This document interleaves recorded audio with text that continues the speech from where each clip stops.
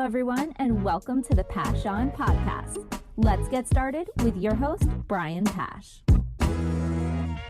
Hi, this is Brian Pash, and welcome to another exciting podcast interview. Today, I have Joe Kiriakosa. He's the VP and General Manager of Polk Automotive Solutions, and we're going to talk about what S&P Global Mobility is doing to help dealers in these challenging retail headwinds that we're seeing. We're going to talk about inventory. We're going to talk about EVs. And most importantly, we're going to talk about this growing trend of dealers investing in their first-party data. Joe, welcome to the show.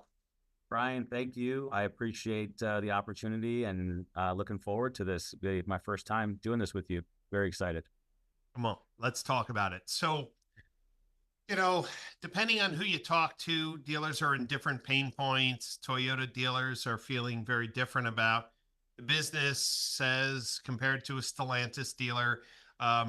EVs, inventory levels, changes in consumer shopping behavior, affordability. There's a lot to talk about because your data sets within S&P Global Mobility really covers a wide gamut of consumer behavior.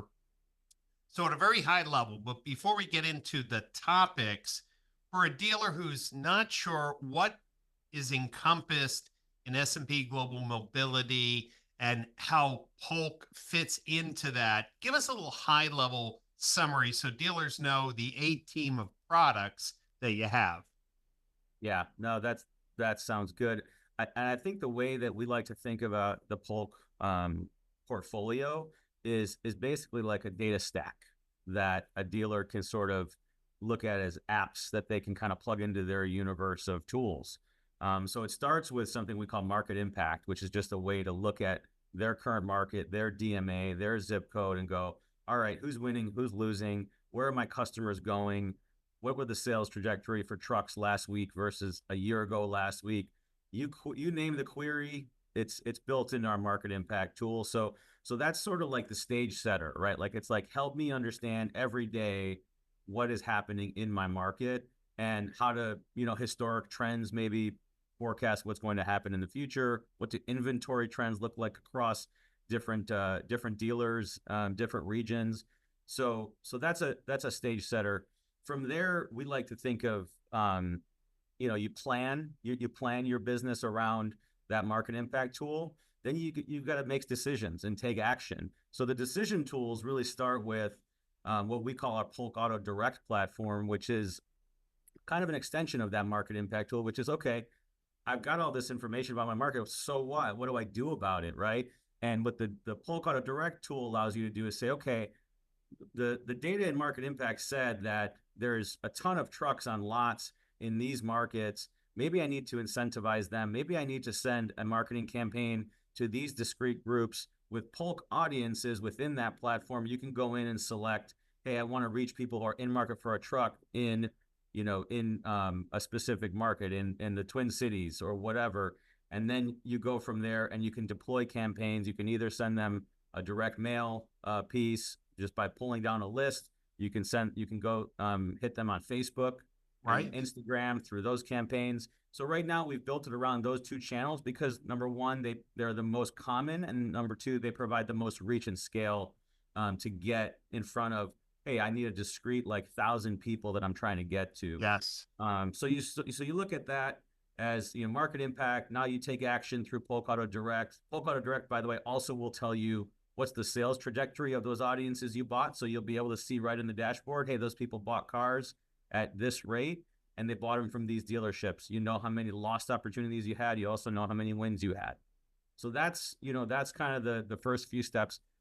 Beyond that, we have the ability to then ingest your first party data to be able to make sense of your own customer sets and help you just more clearly define them, right? First, by just cleansing the data. So we do a really good job of data hygiene. Does this person still have the car? Did they move? Do they move to another state, another country? Whatever, right? At the end of the day, let's cleanse the data and make sure the 10,000 records you have, that you're not wasting 3,000 outreach of, because 3,000 of them are no longer relevant to your database. We then take, the clean data and we append a bunch of other attributes to it. It's, these people have these demographics, these credit scores, this type of that they're loyal to Ford or Toyota or whatever brand. So you start to think about all the attributes that we can then place on top of it. And then there's over 300, by the way, but we don't need to do all of them. It's like, what's your focus area? And that allows you to then, again, continue to do outreach to improve your connection to those people and improve your take rate against retaining your customers. So again, when you think about our solutions, there are things that you can essentially, they're data as a service tools that you can essentially subscribe to and implement into your strategy.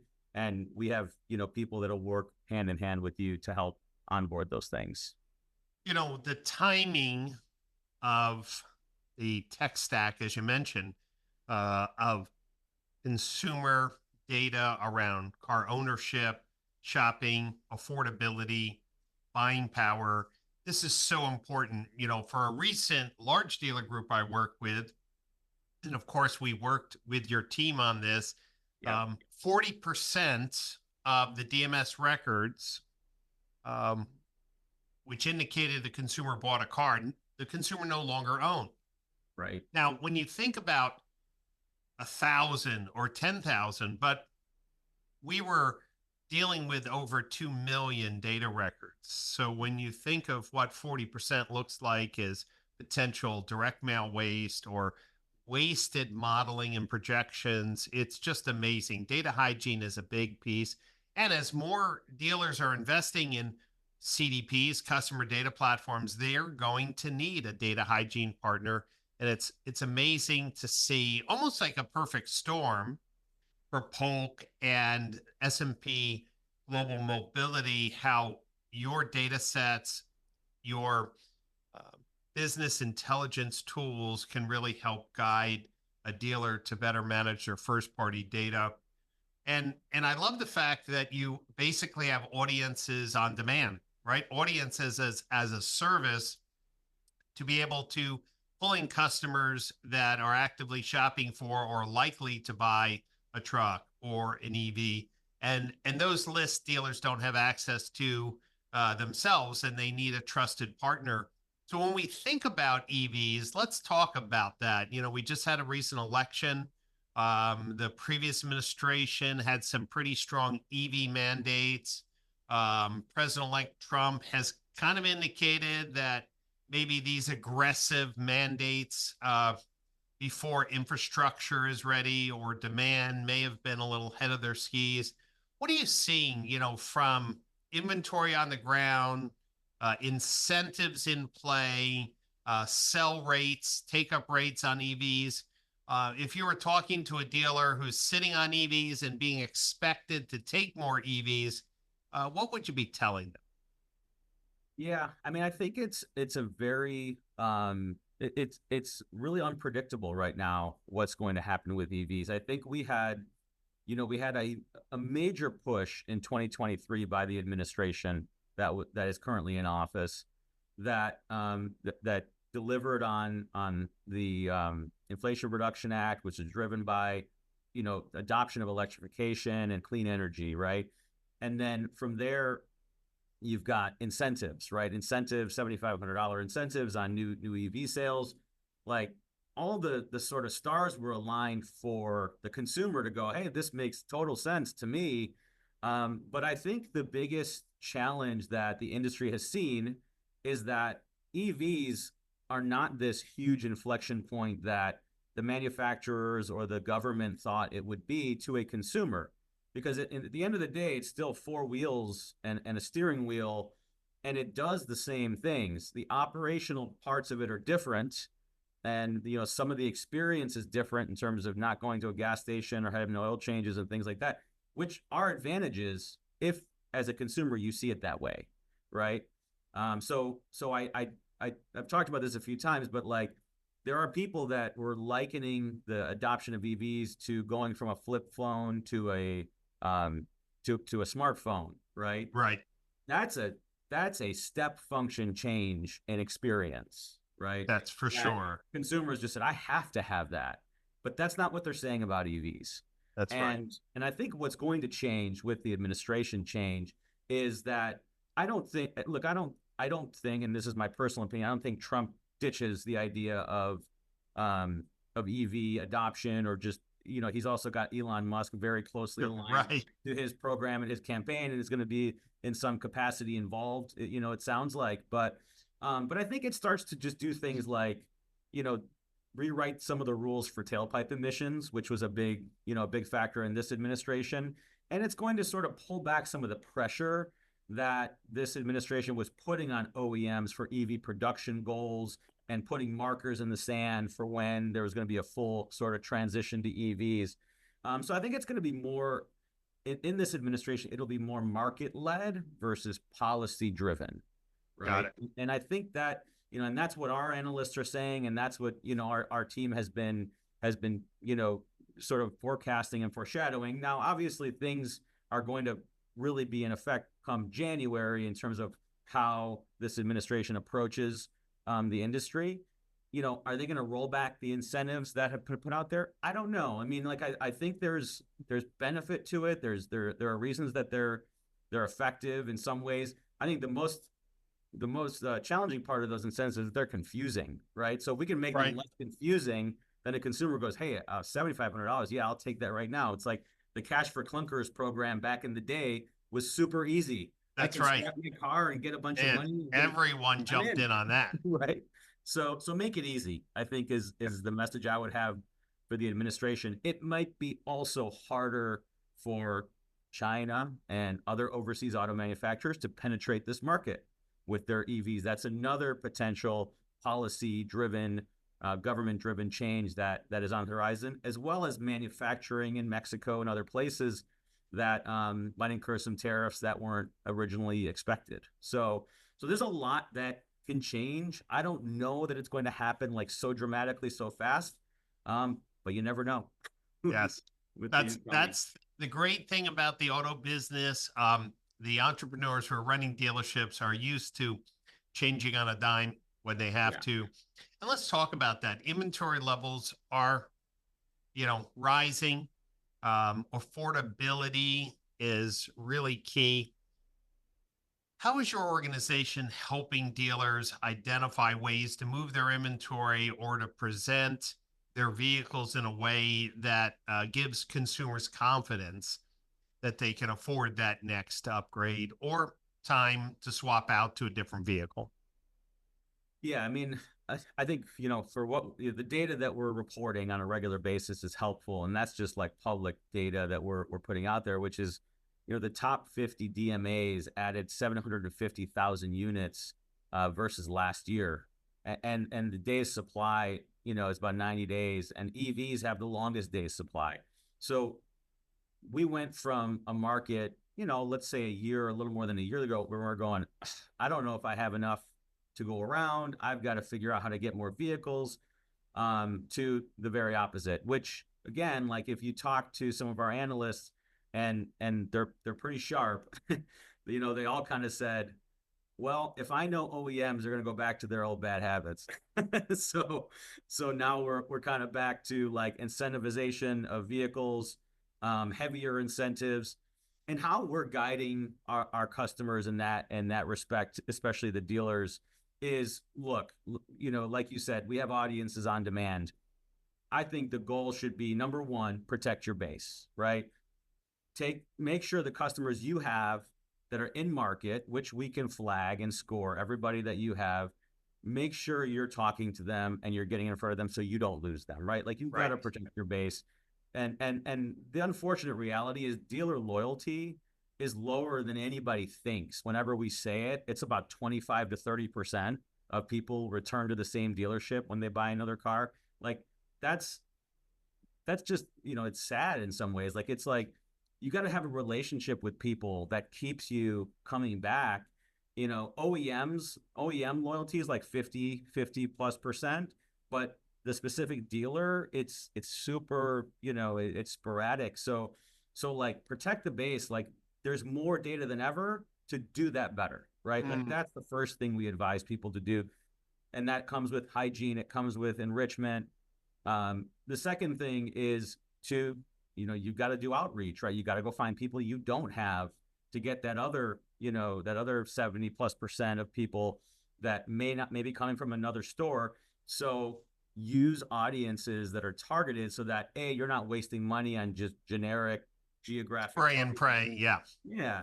And you're saying, all right, I've got 8,000 people in this audience segment that are in market for EVs, and and we know that.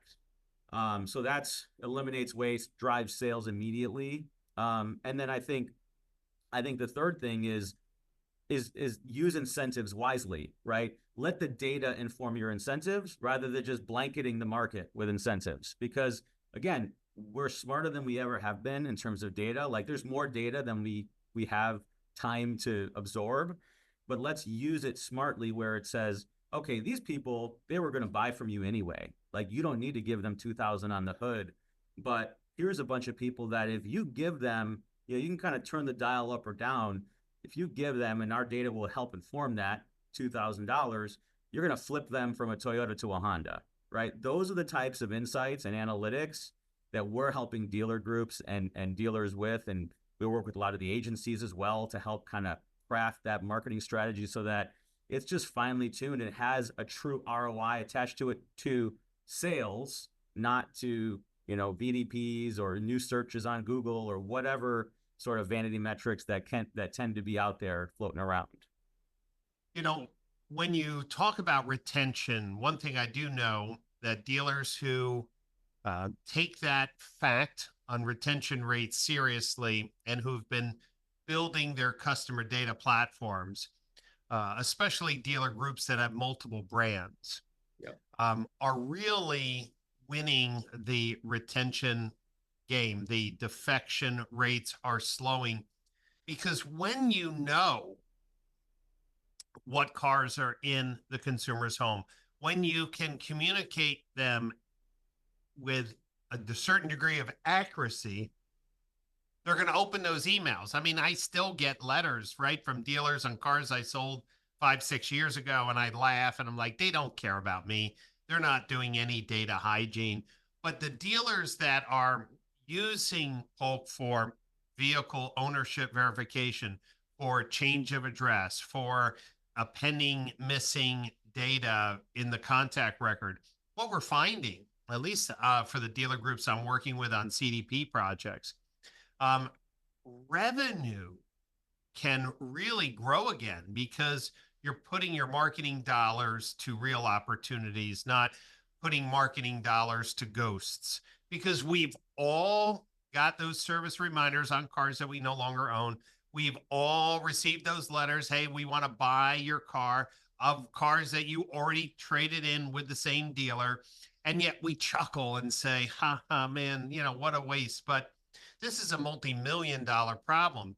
And that gives consumers the feeling that the dealer really doesn't know who they are, care about them enough to get the data right. And so I think, one of the themes at the Modern Retailing Conference that I'm sure your team who's attending is going to be really busy talking with dealers is how could you, through secure APIs, be keeping their data records up to date with ownership data, with in-market shopping score data, with appending and enhancing data, especially when email addresses bounce or when the mobile phone number is missing in the DMS record. All of these things really have a huge impact. What would you say for a dealer who's looking for a data hygiene partner, right? They maybe have looked into CDPs, but the CDP company may not have a robust data hygiene process, or they may not talk about specifically what they're doing. Why would you make the case you're the ideal partner for dealers who want to keep their customer first-party data up to date? Yeah, I mean, I think the reason that we're the ideal partner is just because of the completeness of the data that we have, right? Like we have a view of the entire industry, of every consumer and every vehicle they've ever owned, and for that matter, right? So 30, 40 years, going back 30, 40 years of a household's, habitual buying of Toyota or whatever, right? Like it starts to help you really segment your universe much better. So, and look, we were working with customers on data hygiene before CDPs were a thing, right? So, traditional database appends, like totally fine. Like we still do it. We can do it. A lot of customers still want to operate that way. But as the adoption curve grows with companies in the market, we've partnered with all the key players in order to be very accessible and very integrated just across the ecosystem, so that there's no big step change to how you work with us. Like if you tomorrow say, hey, we've got Orbi now as our CDP partner, great. Like we work with Orbi, we have a contract in place, we know a tool very well. Like we're good. So we bring not only the completeness of the data, and the full breadth of information about those households, hundreds of attributes, but we have flexibility. Like our goal is to just be where you are as the customer, right? And APIs you talked about, that's something that, again, like we went out and asked our customers, what do you need from us to be a better partner? And one of the top things that was brought up was, hey, we would love to be able to ping through APIs. Great. We've developed that now. So you want to ping to our database for hygiene, for scoring, that is now possible through API calls. And we listen to our customers very simply. But again, like for us, the number one reason to work with us is data. The number two reason is service and the intelligence and the people that we have that make that data come to life. We try to be very simple in our approach to the market and not be everything to everybody. And we're just really good at data. And so when we look at summarizing these opportunities for dealers, I look at it in three buckets. One, dealers who are looking for insights into their market. How are things trending, right? You have a whole data analytics platform for them. Dealers who need to move metal right now can go to your self-serve portal, purchase audiences of, hey, people who are in market for a truck, people who are looking for an EV, people who are looking for hybrids, right? So, and by the way, in that platform, we also have people who want certain payment levels, right? Have a certain budget on payments. Like we have a history of all that information. We bucket you into your $400 to $500 is your sweet spot or whatever it is. So that, and we also have service, by the way, in market for service inside of that, which is a big dealer product for us. About 8 different services like tires, brakes, oil, etc., that you can pinpoint people who are in your market that are in market for that service. Love that. So again, like everybody wants more money through the service lane, like we're giving it to them. And by the way, we also have a solution that allows you to take in recall flags, to know like which vehicles are out there that are on recall, that you can pull that person into the service bay, do the recall, and get them to do more. And I just want to remind dealers who may be defensive when I said that a large dealer group, a well-operated large dealer group, had 40% of their DMS records, corrected, that those customers no longer own those vehicles. I want to just be very clear. This is not the exception. It's really more the rule. And by understanding that your DMS data is not accurate, it is indicative of why maybe your service revenue or growth of service revenue has not been able to be accelerated, like hitting the gas pedal. But you can do that when you clean your data, market to who still owns the vehicles, know what that base is, and then supplement those lists with the audiences that Joe's been talking about.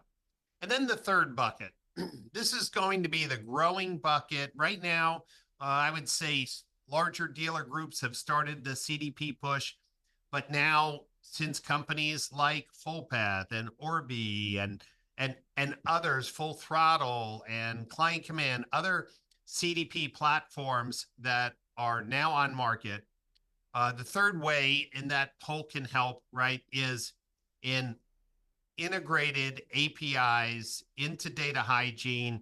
And I want dealers to understand what this means. It means that being able to push into Polk, hey, we just tried to email these customers, their email bounced, give me a new one. Or, hey, we're going to do a really high quality but expensive direct mail piece. Before I drop $4 a piece, let me bounce these people to make sure they still own these vehicles. Um, Having automated data processing capabilities in real time or near real time is going to be really, I think, the way of the future. I want to remind dealers we have to move away from batch thinking. Oh, at the end of the month, I'm going to send a list. More and more dealer groups are realizing real time marketing, real time activation. Someone's back on your website, you know who they are, you market to them, or you call them. You don't wait to the end of the month. You don't cut a list and give it to somebody. You are dynamically feeding social media, direct mail, email, or call center campaigns through real-time data. And of course, the team at S&P Global Mobility and the team at Polk, look, they're working with the largest tech companies in the world to provide data integration. This is no stress to your ecosystem, Joe, right?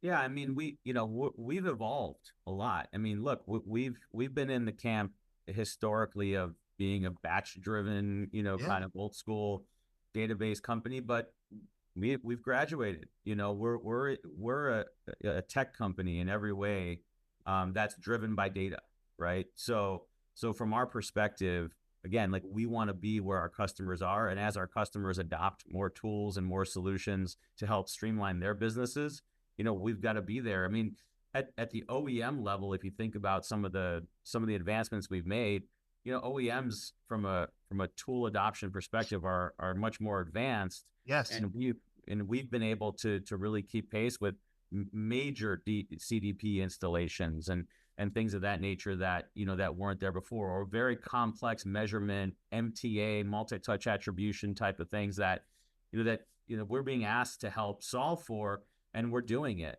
So we've really come a long way as well as an organization to be more tech forward and to just be like the intelligence layer inside everything you're doing. Mm. That's such a great reminder. And, there are still some dealers like, oh, Polk data, it's 60 days or 90 days. Oh, no, you're thinking about some printed report or some publication that was coming out.